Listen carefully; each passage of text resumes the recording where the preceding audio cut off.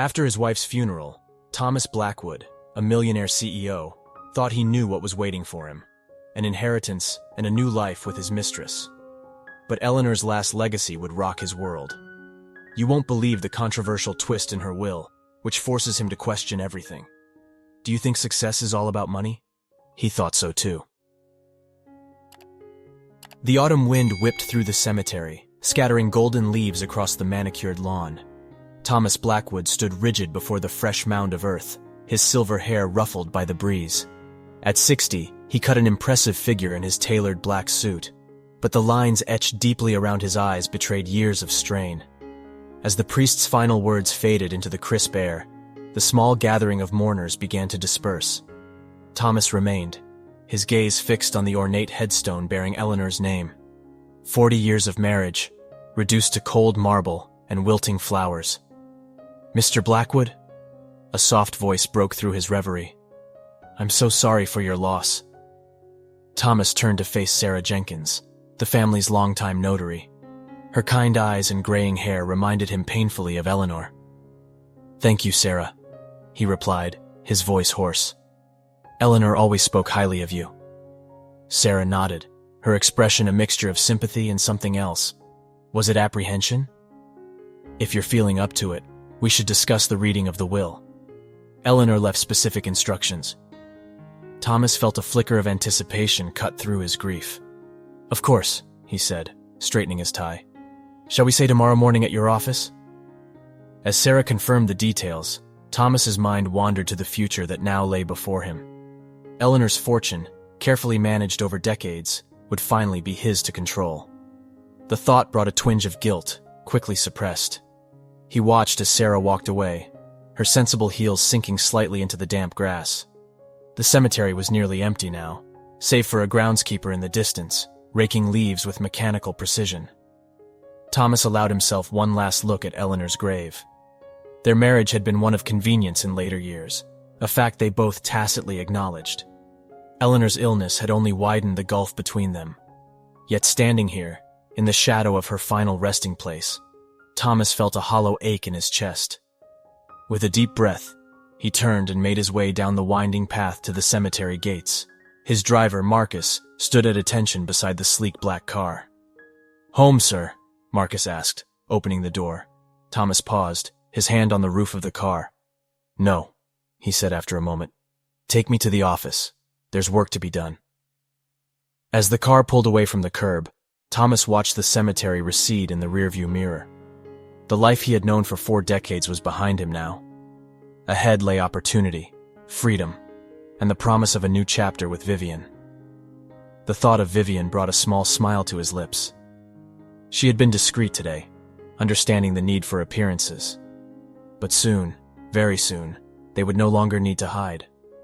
The car wound its way through the streets of Boston, from the quiet suburbs towards the gleaming towers of the financial district.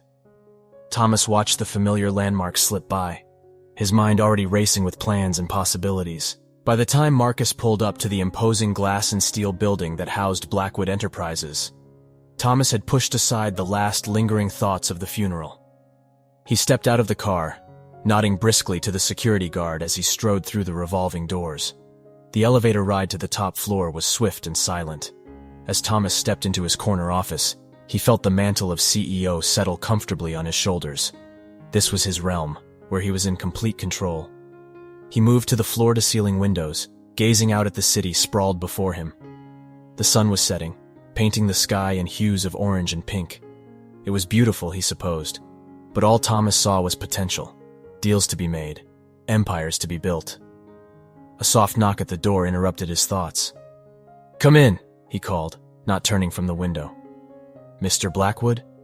It was his assistant, Jessica. "I'm so sorry to disturb you today of all days, but there's an urgent matter with the Shanghai merger." Thomas turned, a familiar spark of excitement igniting in his eyes. "No need to apologize, Jessica. Business waits for no one, not even death." As he settled behind his desk, reaching for the file Jessica offered, Thomas felt the last vestiges of the day's solemnity fall away. Tomorrow would bring the reading of the will, and with it, the true beginning of his new life. Little did he know, Eleanor had left him an inheritance far different from the one he anticipated. one that would challenge everything he thought he knew about himself, about success, and about the true meaning of wealth. The gentle clinking of crystal glasses and muted laughter drifted through the expansive penthouse. Thomas stood by the floor-to-ceiling windows, swirling a glass of 30-year-old scotch as he gazed out at the twinkling Boston skyline. The reflection in the glass showed a room filled with the city's elite bankers, lawyers, and fellow CEOs, all gathered to celebrate another successful year for Blackwood Enterprises. His eyes drifted to Eleanor, holding court near the grand piano. Even after all these years, she commanded attention effortlessly. Her silver hair was swept into an elegant chignon, diamonds glittering at her throat and wrists. She laughed at something one of the guests said, the sound light and practiced. Thomas felt a familiar pang of... what? Not quite guilt. Not anymore. Perhaps it was closer to resignation. He took another sip of his scotch, savoring the burn.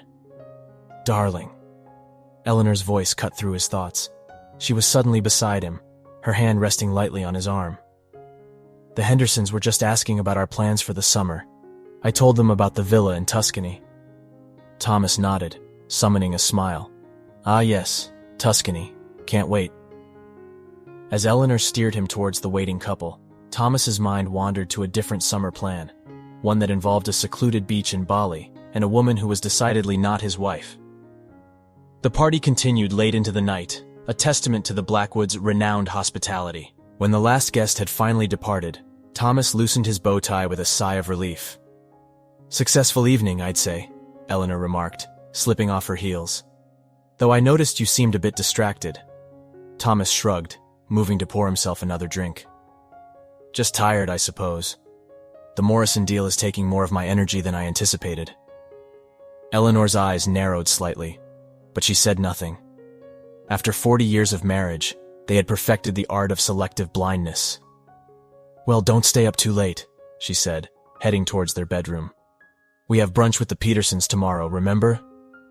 Thomas grunted in acknowledgement, not bothering to look up from his glass. He heard the bedroom door close with a soft click. Alone at last, Thomas moved out onto the balcony. The night air was cool against his face, carrying the faint sounds of the city below. He leaned against the railing, looking down at the streets that seemed so far away. From up here, everything looked small, manageable. It was a perspective Thomas had grown to love and to depend on. In boardrooms and on balance sheets, he was a master of his domain. But down there, in the messy reality of human connections and emotions, things were far less certain. His phone buzzed in his pocket. Thomas pulled it out, a small smile tugging at his lips as he saw the name on the screen. Vivian, he murmured, opening the message. A photo appeared. Vivian on a beach, her sun-kissed skin glowing, dark hair tousled by the wind. The caption read, "Wish you were here, soon." Thomas's thumb hovered over the screen. He glanced back at the closed bedroom door, then out at the vast city before him. In that moment, the penthouse felt less like a luxurious home and more like a gilded cage. Soon, he typed back, then added, I promise. As he slipped the phone back into his pocket, Thomas felt a familiar mix of excitement and unease. The life he had built with Eleanor was comfortable, predictable. With Vivian, everything felt new, charged with possibility. But change, he knew, came with risks. The higher you climbed, the farther you had to fall. Thomas drained the last of his scotch, the expensive liquor suddenly tasting bitter on his tongue. He cast one last look at the glittering city below, then turned and walked back into the penthouse, closing the balcony door behind him. As he made his way to the guest room, a tacit arrangement he and Eleanor had come to years ago, Thomas tried to shake off the creeping sense of dissatisfaction. He had everything a man could want: wealth, power, respect. So why did it all suddenly feel so hollow? Little did he know, life was about to offer him a chance to answer that question, in a way he could never have anticipated. The next morning dawned gray and drizzly, matching Thomas's mood as he made his way to the notary's office. The familiar streets of Boston's financial district slid by, buildings looming like sentinels through the mist. He arrived at the nondescript brick building 10 minutes early, nodding curtly to the receptionist as he was ushered into a conference room. Sarah Jenkins was already there, a stack of documents neatly arranged before her. Good morning, Mr. Blackwood, she said, rising to shake his hand. Thank you for coming. Can I offer you some coffee?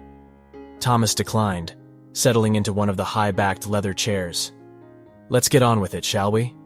Sarah nodded, her expression carefully neutral as she opened the first folder. As you know, Mrs. Blackwood was very specific about her final wishes. She asked that I read the will in its entirety before addressing any questions. Thomas leaned back, a small smile playing at the corners of his mouth. Eleanor had always been one for dramatics. No doubt she had some sentimental gesture planned, perhaps a donation to her favorite charity or a bequest to that niece she was so fond of. Sarah cleared her throat and began to read.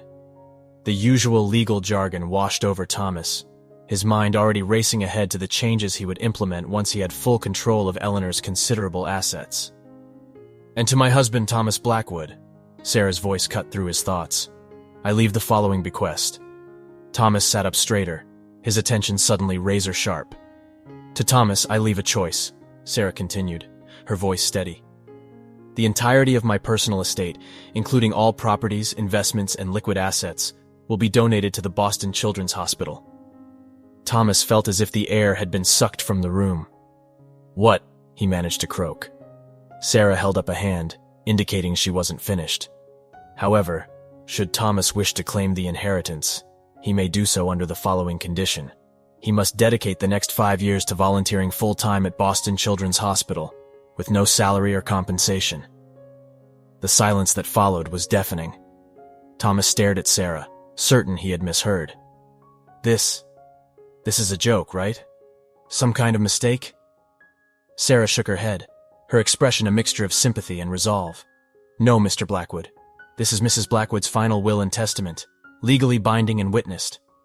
Thomas surged to his feet, his chair scraping loudly against the polished floor. This is insane. She can't do this. I'll contest it. Mr. Blackwood, Sarah interrupted gently. I assure you, the will is ironclad. Mrs. Blackwood consulted with several top lawyers to ensure it would withstand any challenges. Thomas paced the length of the conference room, his mind reeling. 5 years of volunteering? At a children's hospital? The very thought was absurd. He was a CEO, for God's sake, not some retired do-gooder with time on his hands. There must be some other option, he said, turning back to Sarah. A compromise. Sarah shook her head. I'm afraid not, Mr. Blackwood. It's as I've read it. You have a choice to make. Thomas sank back into his chair, running a hand through his silver hair. And if I refuse? Then as stated, the entire estate goes to the hospital, Sarah replied. You would retain only what is already in your name. Thomas's mind raced, calculating quickly. While he was wealthy in his own right, the bulk of their fortune had always been in Eleanor's name, a relic of her family's old money and his own humble beginnings. How long do I have to decide? He asked, his voice hoarse. 30 days, Sarah answered, sliding a document across the table. This outlines the terms in detail.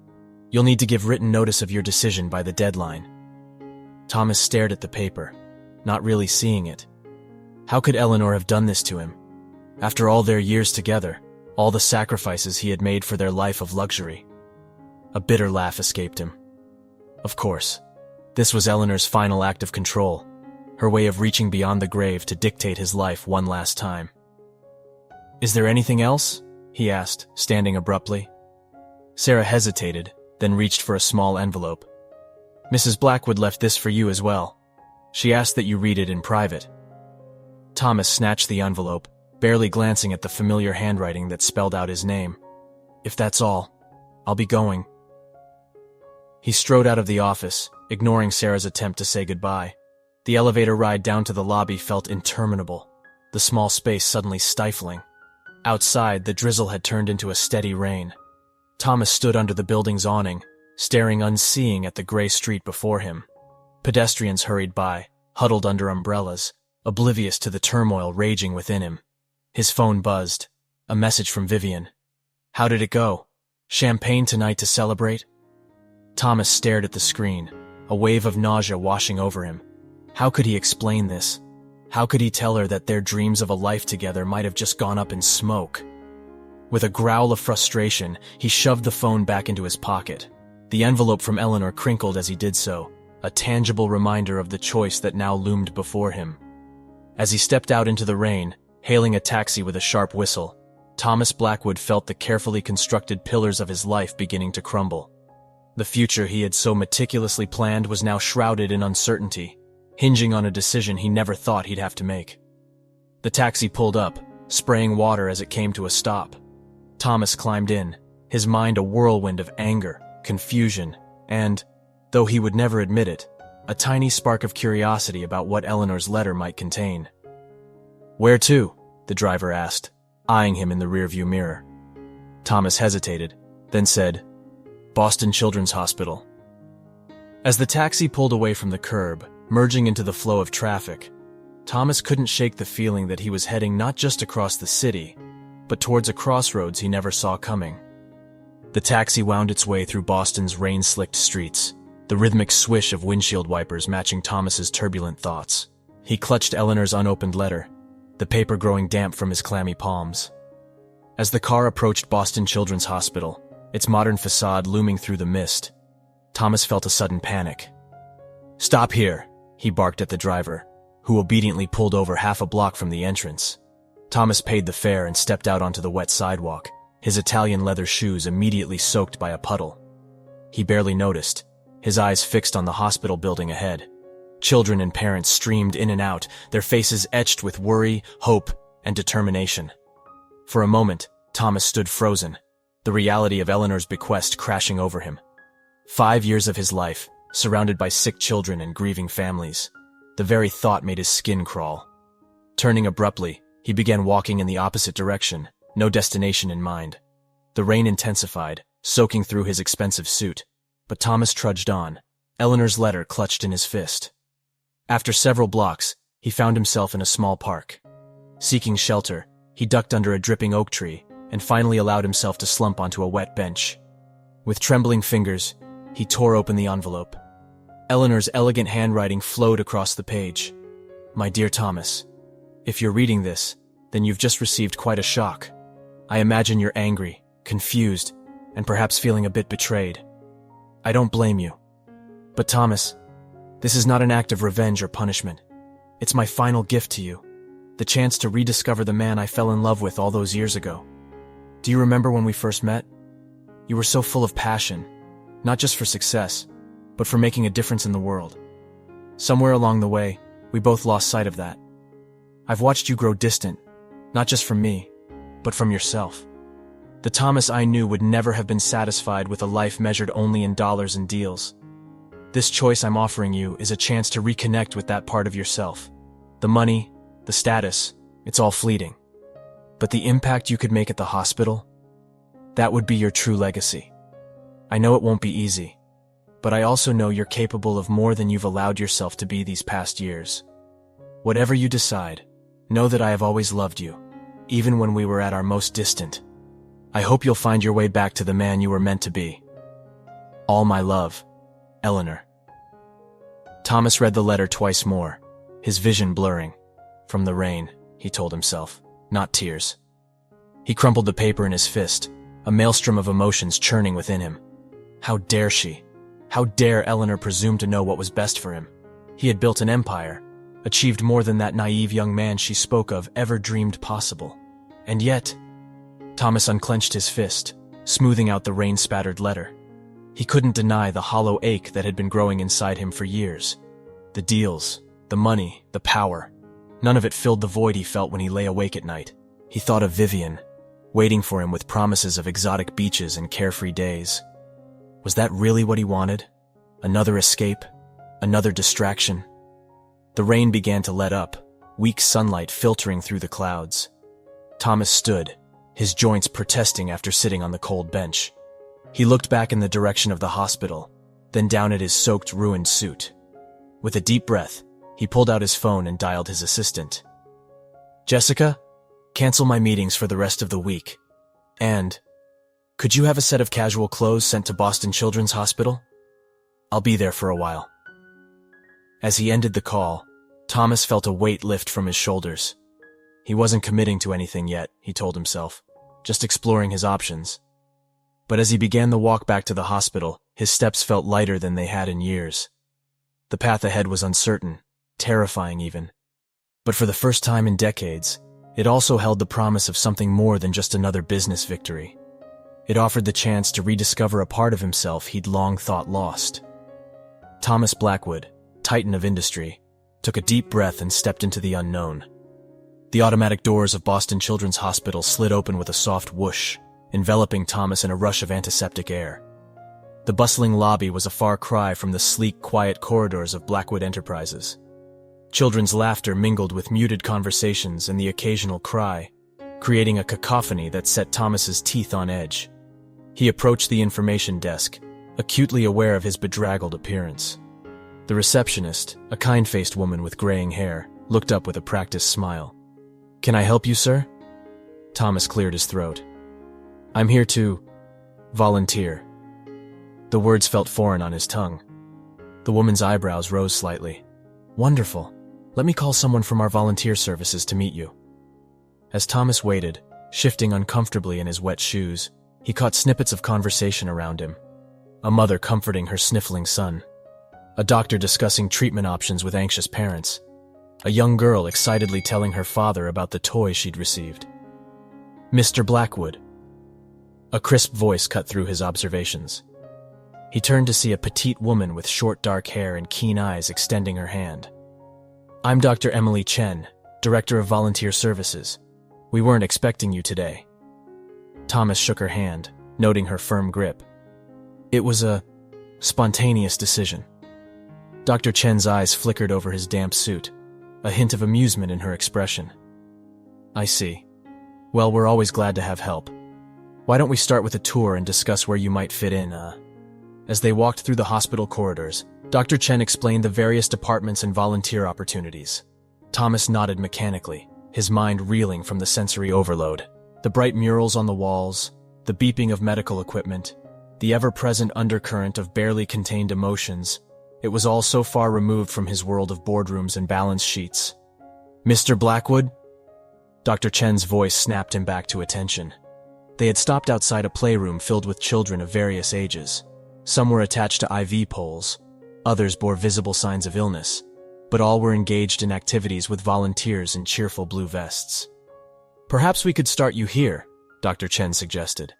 "Many of our volunteers find it rewarding to interact directly with the children." Thomas felt a surge of panic. I'm not sure that's the best use of my skills," he stammered. "Perhaps something more administrative?" Dr. Chen's expression was unreadable. "Mr. Blackwood, may I ask why you've chosen to volunteer with us?" Thomas opened his mouth, then closed it again. How could he explain Eleanor's bequest, the turmoil of the past 24 hours? "It's complicated," he finally said. Dr. Chen nodded slowly. "I see. Well, Mr. Blackwood, I'll be frank. We appreciate all our volunteers, but what these children need most is genuine human connection. If you're not comfortable with that, perhaps this isn't the right place for you." Her words stung more than Thomas expected. He was about to retort when a small voice piped up from behind them. "Excuse me, are you a new volunteer?"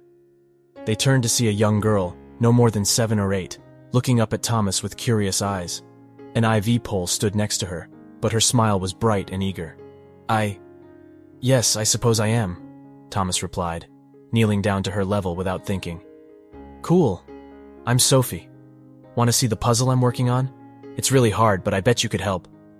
Before he could respond, Sophie had grabbed his hand, tugging him towards a table in the playroom.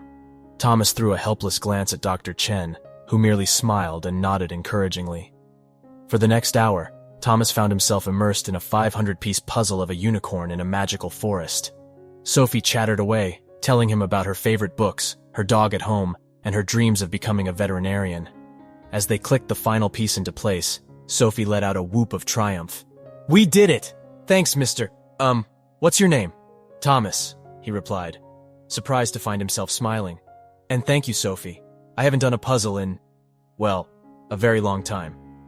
As Sophie was called away for a checkup, Thomas stood, his knees protesting the long period on the floor. He turned to find Dr. Chen watching him, a knowing look in her eyes. "Well, Mr. Blackwood, still think you're not cut out for direct interaction?" Thomas ran a hand through his hair, a gesture of uncertainty he hadn't allowed himself in years. I'm not sure. This is all very new to me." Dr. Chen nodded. That's okay. New beginnings often are. Why don't you go home, get some rest, and come back tomorrow? Come, we'll have some orientation materials ready for you. As Thomas made his way out of the hospital, his mind was a whirlwind of conflicting emotions. The world he had stepped into today was so far removed from everything he knew, and yet, the simple joy of completing a puzzle with Sophie had stirred something long dormant within him. He hailed a taxi, giving the driver his home address. As the hospital receded in the rearview mirror, Thomas realized he was actually looking forward to returning tomorrow. It was a small step, but perhaps, just perhaps, it was a step in the right direction. The penthouse was silent as Thomas stepped through the door, the plush carpet muffling his footsteps. He moved through the spacious living room, past the bar where he would normally pour himself a scotch at this hour. Instead, he found himself drawn to Eleanor's study, a room he had scarcely entered in recent years. The scent of her perfume still lingered faintly in the air as he pushed open the heavy oak door. Moonlight filtered through the gauzy curtains, casting long shadows across the bookshelves and the antique desk where Eleanor had spent so many hours. Thomas sank into her chair, the leather creaking softly beneath him. His fingers traced the intricate carvings on the desk's edge, memories flooding back unbidden. Eleanor bent over her charity paperwork, a look of intense concentration on her face. The two of them, in happier times, sharing a laugh over a particularly pompous thank you note from some socialite. With a heavy sigh, Thomas pulled Eleanor's letter from his pocket. In the quiet of her study, he read it again, this time allowing each word to sink in. The chance to rediscover the man I fell in love with all those years ago. Thomas closed his eyes, transported back to a small cafe near Harvard Square. He was a scholarship student, burning with ambition and idealism. Eleanor, the elegant debutante, had been drawn to his passionate speeches about changing the world through ethical business practices. When had that fire died? When had the pursuit of wealth and status overshadowed everything else? I've watched you grow distant, not just from me, but from yourself. The words cut deep. Thomas had always prided himself on his self-awareness, on being in control. But faced with Eleanor's posthumous insight, he couldn't deny the truth of her observation. He thought of the man he had become, the ruthless CEO, the distant husband, the would-be adulterer. When had he last felt truly fulfilled? The deals, the accolades, the luxury, they had all become a hollow pursuit, an endless chase for the next high. This choice I'm offering you is a chance to reconnect with that part of yourself. Thomas's mind wandered to the hospital, to little Sophie and her unicorn puzzle.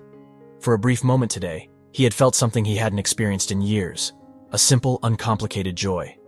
Could this really be what Eleanor had intended? Not a punishment, but a gift? He stood, moving to the window. The Boston skyline glittered before him, a view he had always associated with power and success. Now, he found himself searching for the silhouette of the children's hospital among the towers. His phone buzzed insistently. Thomas pulled it out to find a string of missed calls and messages from Vivian. With a pang of guilt, he realized he had completely forgotten about her in the chaos of the day. Vivian's latest message flashed on the screen. Thomas, what's going on? Are we still on for Bali next month? He stared at the words, feeling the weight of the choice before him. The easy path beckoned. Contest the will. Take Vivian to Bali. Return to the life he knew. But Eleanor's words echoed in his mind. The Thomas I knew would never have been satisfied with a life measured only in dollars and deals. With a deep breath, Thomas began to type. Vivian, I'm sorry, but I need to postpone our plans. Something's come up, something important. I'll explain everything soon. As he hit send, Thomas felt a curious mix of anxiety and relief wash over him. He turned back to Eleanor's desk, gently refolding her letter and placing it in the top drawer. All right, Eleanor, he murmured to the empty room. You've got my attention. Let's see where this leads.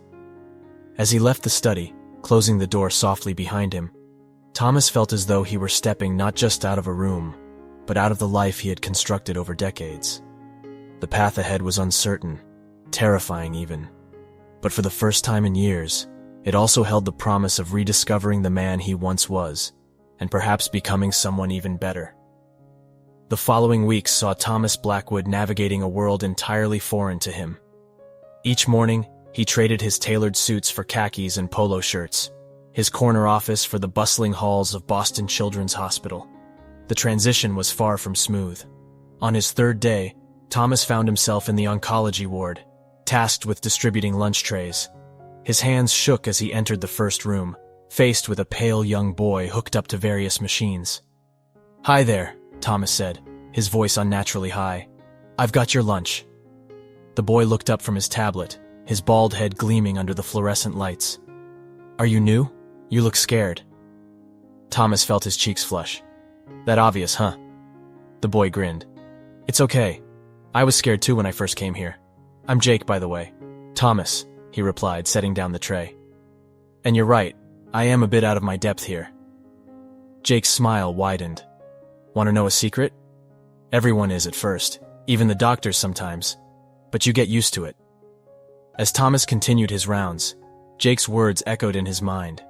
He thought of his first days as a young executive, the nerves he'd hidden behind a mask of confidence. Perhaps this wasn't so different after all. Days turned into weeks, and Thomas found himself settling into a routine. He still felt clumsy and out of place at times, but the initial overwhelming anxiety began to fade. He learned the names of the regular patients, memorized the layout of the hospital, and even found himself looking forward to certain tasks. One afternoon, as Thomas was organizing books in the children's library, he felt a tug on his sleeve. He looked down to see Sophie, the girl from his first day. "Mr. Thomas, I've been looking everywhere for you," she exclaimed. "I need your help with something super important." Intrigued, Thomas followed Sophie to a small conference room. Inside, he found Dr. Chen and a group of children gathered around a table covered in papers and art supplies. "Ah, Mr. Blackwood," Dr. Chen greeted him with a smile. "Perfect timing. We're brainstorming ideas for our annual fundraiser, and Sophie insisted we needed your expertise." Thomas blinked in surprise. "My expertise?" Sophie nodded enthusiastically. "You said you used to run a big company, right? So you must know all about making money and stuff." For a moment, Thomas felt a pang of his old life board meetings, strategic planning, the thrill of closing a big deal. But as he looked at the eager faces around him, he felt something else stirring, a sense of purpose he hadn't experienced in years. "Well," he said, pulling up a chair, "why don't you tell me what ideas you have so far?" For the next hour, Thomas found himself fully engrossed in the planning session. He listened to the children's creative ideas, offering gentle guidance and encouragement. When he suggested combining a few concepts into a night under the stars gala, the room erupted in excited chatter. As the meeting wrapped up, Dr. Chen pulled Thomas aside. "That was impressive, Mr. Blackwood. You have a real knack for this." Thomas shrugged, feeling oddly bashful. "It's nothing, really. Just applying some basic principles." Dr. Chen's gaze was knowing. "It's more than that. You connected with them, made them feel heard. That's a rare skill." As Thomas headed home that evening, he felt a warmth in his chest that had nothing to do with the summer heat. For the first time in longer than he could remember, he felt genuinely useful, genuinely engaged. Passing a small park, Thomas impulsively decided to take a detour. He found a bench and sat, watching families enjoy the early evening. His phone buzzed, another message from Vivian, asking for an explanation, for some sign of when he'd return to normal. Thomas stared at the screen, realizing with a start that he wasn't sure he wanted to return to his old normal. The man he'd been just a month ago felt like a stranger now. With a deep breath, he began to type. "Vivian, I'm sorry for keeping you in the dark. The truth is, I'm going through some changes."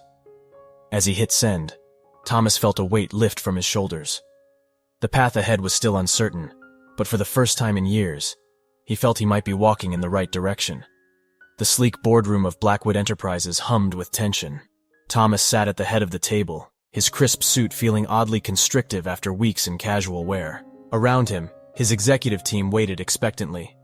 "Gentlemen," Thomas began, his voice slipping easily into its authoritative tone, "I've called this meeting to discuss the Hartley acquisition." For the next hour, Thomas found himself immersed in the familiar world of corporate strategy. Numbers were crunched, projections analyzed, and potential pitfalls debated. A part of him reveled in the intellectual challenge, the high-stakes game he'd played for so long. As the meeting concluded, Thomas's CFO, Michael, lingered behind. "It's good to have you back, Tom," he said, clapping Thomas on the shoulder. "We've missed your touch these past weeks. This Hartley deal could be our biggest yet." Thomas nodded, a familiar surge of ambition rising within him. "It's a golden opportunity, no doubt." "Listen," Michael lowered his voice conspiratorially. "A few of us are heading to the Cape this weekend to do some informal negotiating with the Hartley team. Why don't you join us? Like old times." For a moment, Thomas was tempted. He could almost taste the aged whiskey, feel the thrill of backdoor deals and power plays.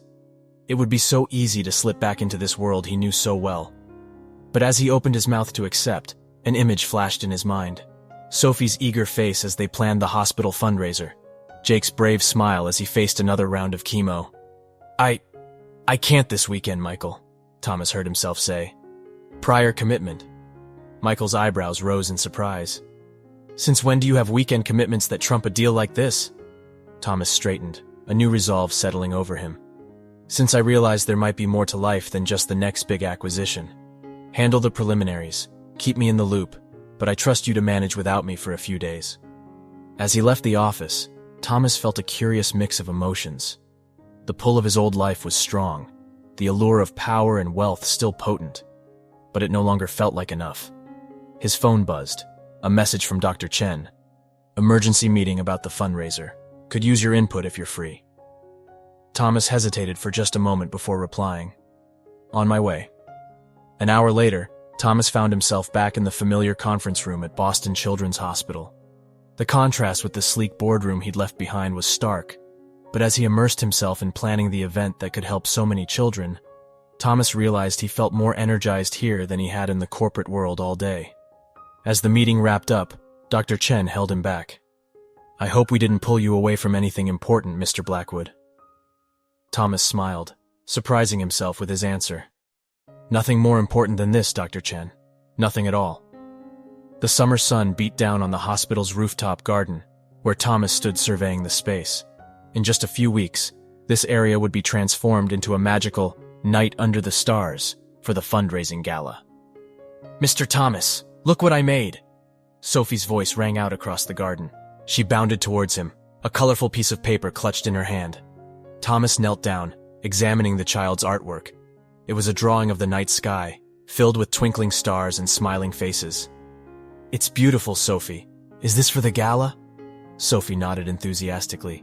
"It's gonna be the bestest party ever, and it's all cause of you." Thomas felt a lump form in his throat. "Oh, I don't know about that. It's been a team effort."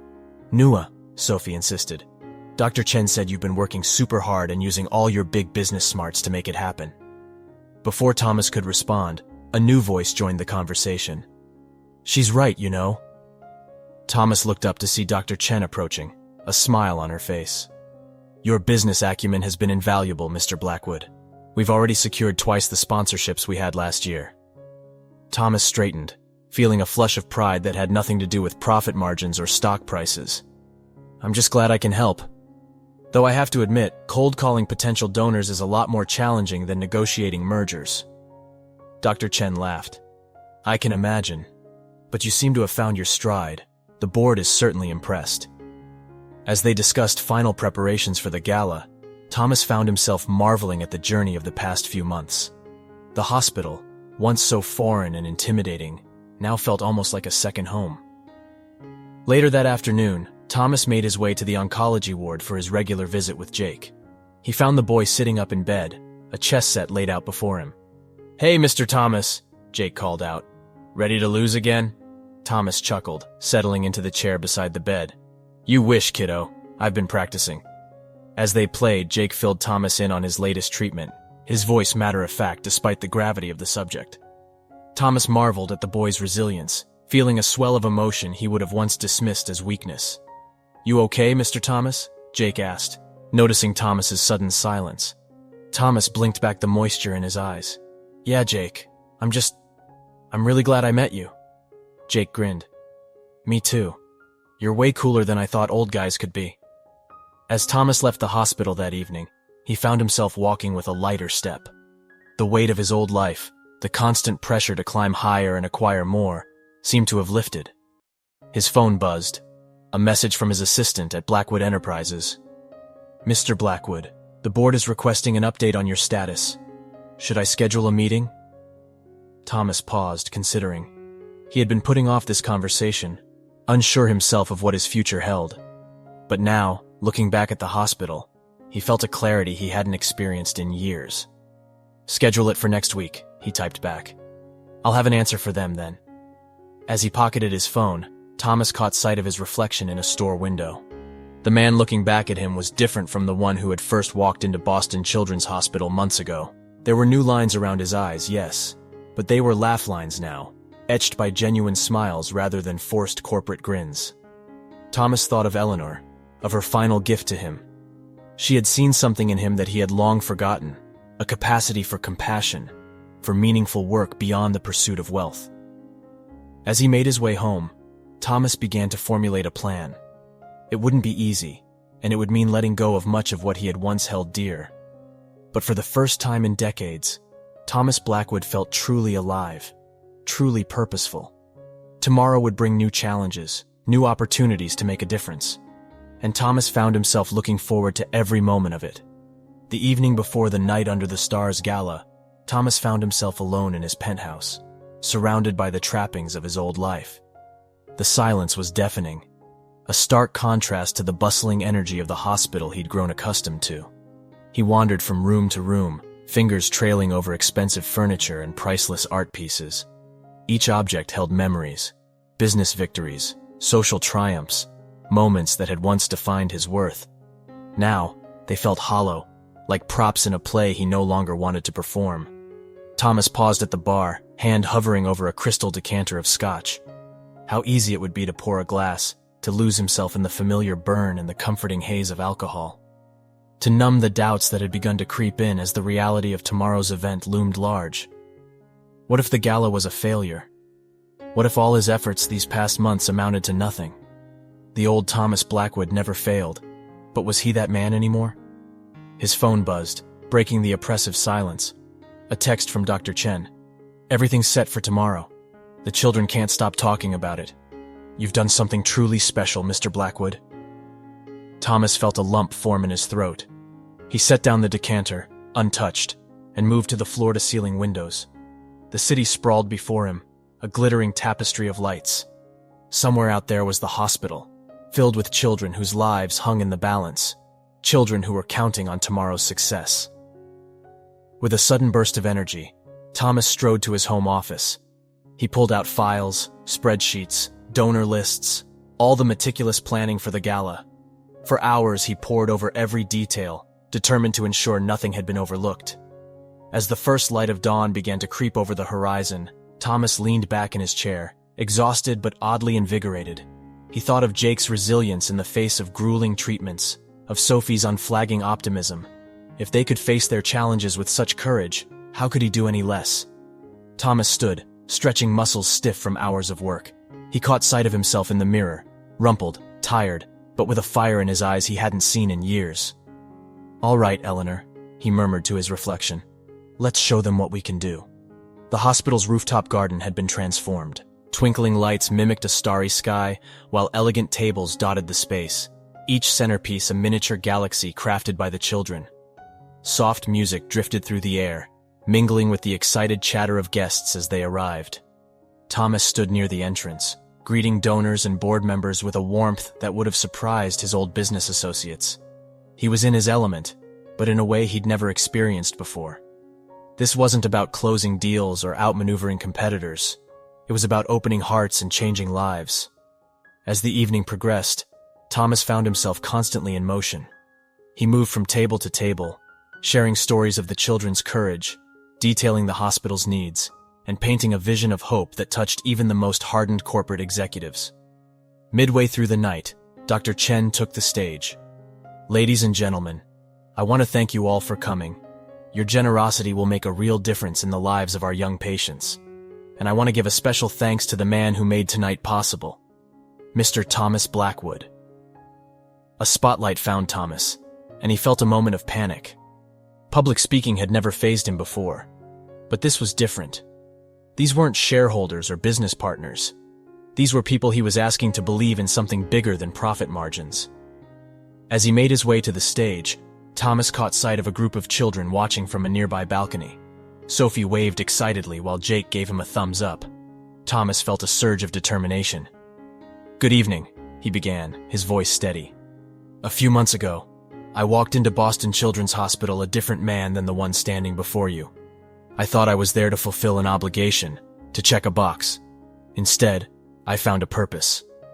Thomas paused, his gaze sweeping the crowd. In the faces of these brave children, in the dedication of the staff, I rediscovered something I'd lost long ago, the belief that we can make a real difference in this world. Tonight, I'm not asking you to just write a check. I'm asking you to invest in hope, in futures that might otherwise be cut short. As Thomas continued, weaving together stories of the children he'd met with hard facts about the hospital's needs, he felt a connection with his audience he'd never experienced in a boardroom. When he finished, the applause was thunderous. The rest of the evening passed in a blur of handshakes, heartfelt conversations, and steadily climbing donation totals. As the last guests departed, Thomas found himself back on the balcony, gazing out at the city. "Mr. Blackwood," Dr. Chen's voice was soft behind him. "I thought you'd want to know. We've more than tripled last year's donations. It's unprecedented." Thomas turned, a smile spreading across his face. "That's wonderful news, Dr. Chen.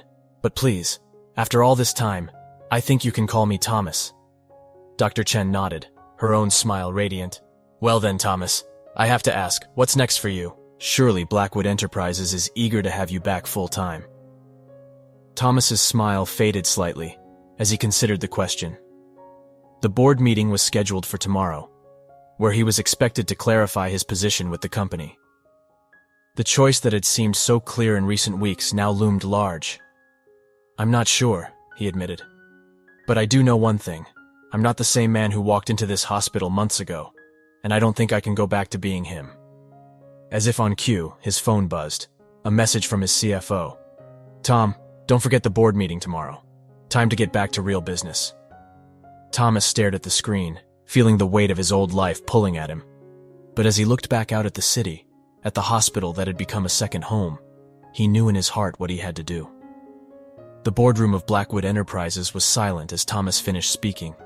The faces around the table ranged from shock to disbelief to barely concealed anger. "Let me get this straight," Michael, the CFO, finally spoke. "You want to step down as CEO? To work full-time at a children's hospital?" Thomas nodded, his resolve firm despite the tension in the room. "That's correct. I've discovered a new purpose, one that I can't ignore. It's time for me to move on."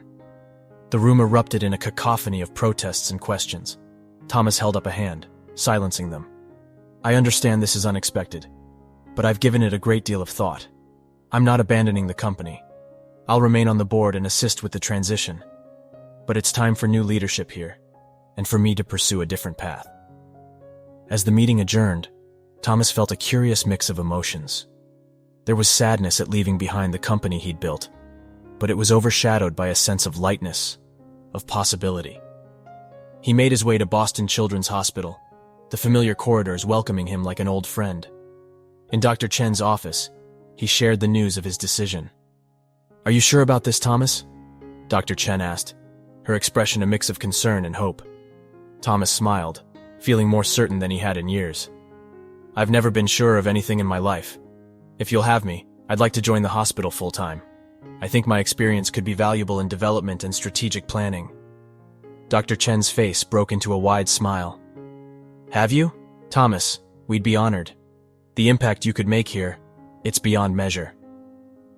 As they discussed the details of his new role, Thomas felt a sense of excitement he hadn't experienced since his early days as an entrepreneur. But this was different. It wasn't about personal gain or status. It was about making a real difference in the world. Later, as Thomas made his rounds through the hospital, he found himself outside Jake's room. The boy was sitting up in bed, a book open on his lap. "Mr. Thomas." Jake's face lit up. "Did you hear? The doctors say my latest tests look really good. I might get to go home soon." Thomas felt a lump form in his throat. "That's fantastic news, Jake. I'm so proud of you." As they chatted, Thomas marveled at the journey that had brought him here. He thought of Eleanor, of her final gift to him. She had seen something in him that he'd lost sight of long ago, the capacity for compassion, for meaningful work beyond the pursuit of wealth. That evening, Thomas stood on the balcony of his penthouse, looking out at the city. His phone buzzed with messages from old business associates, some congratulatory, others less so.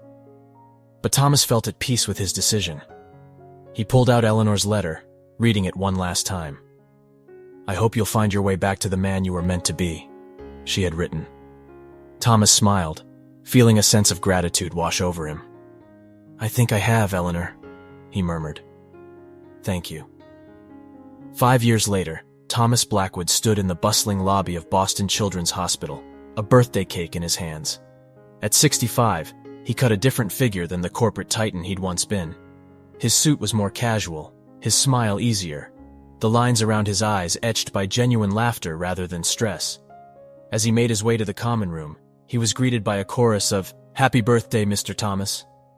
Children, parents, and staff had gathered to celebrate not just his birthday, but 5 years of dedicated service to the hospital. Thomas set down the cake, feeling a warmth in his chest that had nothing to do with advancing age. In the past 5 years, he had helped the hospital expand its services, increase its funding, and touch more lives than he could have ever imagined. As he cut the cake, Thomas caught sight of a familiar face in the crowd. Jake, now a healthy teenager, grinned and gave him a thumbs up. Beside him stood Sophie, her artistic talents now focused on brightening the hospital walls with vibrant murals. Dr. Chen approached, a tablet in her hand. "Sorry to interrupt the festivities, Thomas, but I thought you'd want to see this right away. It's about that struggling hospital in Detroit we've been corresponding with." Thomas's eyes lit up as he read the email. The Detroit Children's Hospital, on the brink of closing just months ago, had secured major funding thanks to the strategy Thomas had helped them develop. As he looked around the room, at the lives he'd touched, and those who had touched him in return, Thomas felt a profound sense of gratitude. This was his true inheritance, not the wealth or status he'd once prized, but the opportunity to make a real difference in the world. Eleanor had been right. The man he was meant to be wasn't the hard-driving CEO or the would-be retiree, but this, a person dedicated to something greater than himself.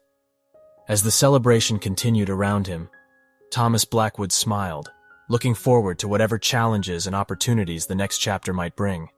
He had found his purpose, his true calling, and in doing so, he had discovered a richness of life that no amount of money could ever buy. What did you think of Eleanor's attitude? Would you do the same? Leave a comment with your opinion. Don't forget to subscribe to the channel. I'm sure there will be new videos to surprise you. Like and activate the notification bell so you don't miss our next videos. See you soon.